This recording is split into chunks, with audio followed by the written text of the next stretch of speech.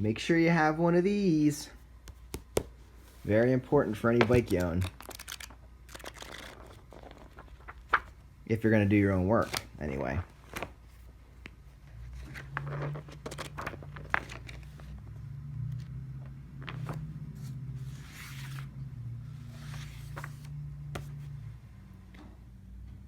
Well, this may not go as planned.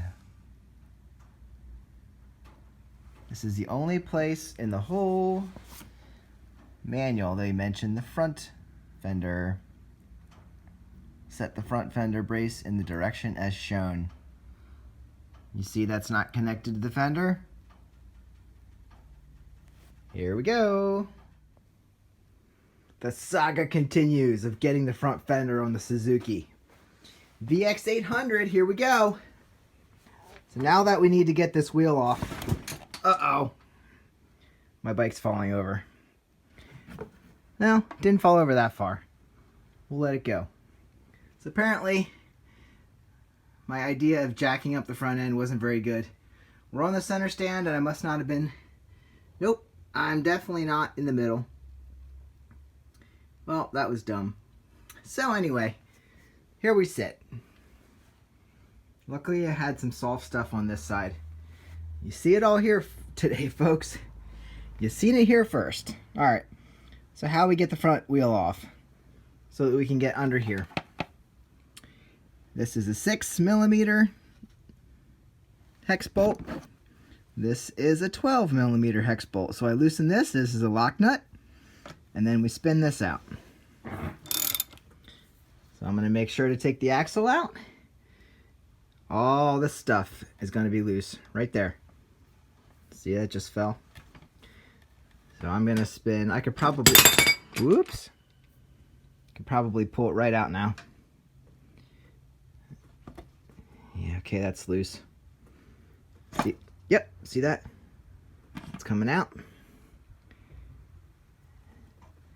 Alright, I'm going to support the wheel, pull this out, drop it down, put in the bolts. We'll be good to go. I steadied her back up. Now, I don't trust it, but for right now, she's standing up straight. I got my bolts put back in here with the nuts on the bottom. That is a 8mm 8mm bolt on the bottom. See if I... Yep, 8mm bolt on the bottom with a 3mm hex key on the top. So I just tighten them down. I'm going to put the axle back in. Tighten her back up. Yeah, looks kind of cockeyed. I'm going to put the axle back in so that the shocks are in the right spot. And then I will tighten down the plate. And we'll be done with the front wheel and the fender install. As I push this axle back in, I'm going to have to line it up. But I wanted to show you, we have this here spacer that fits in here. And I would assume we have the bearing in there, or the race. Yeah, it looks like all that good stuff. So that sits in there, holds that in place. The axle goes through that. And then on this side, I have to line the... looks pretty gross. Grody in there. Line up the speed sensor back up before it goes through to the other axle, and then it locks right down onto the axle, so no other nut on the other side. Hopefully this one works, because I do have another one, and hopefully this is a good one. I don't have to worry about that. Here we go, taking you guys for every step of the way. All right,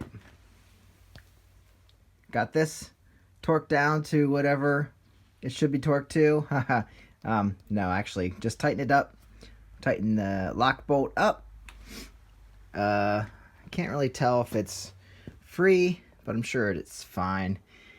Just need to put the spacers in under here yet, and then put the bolts in on top. Actually, I guess they would be considered screws because it's just the spacers, and then there's no bolt on the bottom, so they just screw into the shock or the strut, whatever. So I'm gonna do that quick just to give you the full experience of getting this Fender on. First question, would I do it again if I knew how hard this was gonna be? Maybe not. So you can put the plate in here, right? No problem. 4 screws into the fender, into the shock towers here, and you're good to go. If you want to put the fender on, you need to loosen the lock nut, loosen the axle, pull the axle out, drop the wheel down, make sure you don't lose a spacer, make sure you line up your speed sensor, make sure you can get it back in the brakes, because this has to be obviously between your brake shoes. I don't even know. Did I do that? Yeah, that looks good. Okay. Then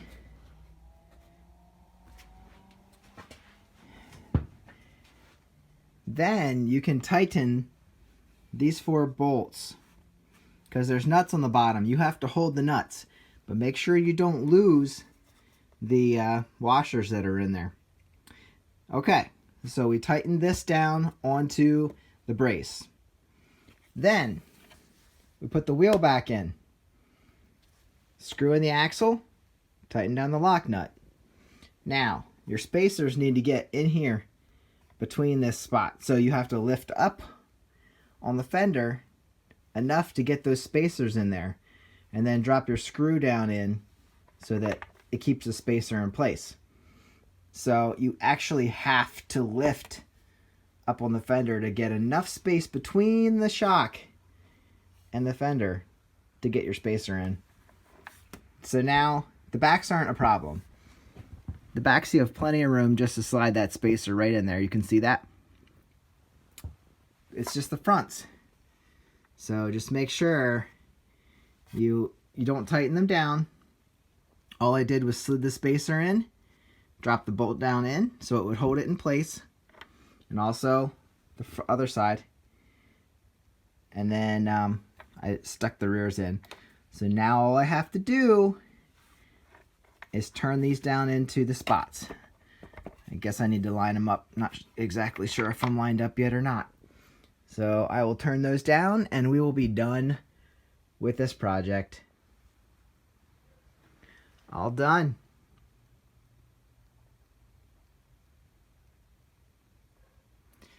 Don't strip out your bolt holes. I'll probably not get that one out in the back corner. But I don't think I'm ever taking this off again. Done. Thank you. Good night.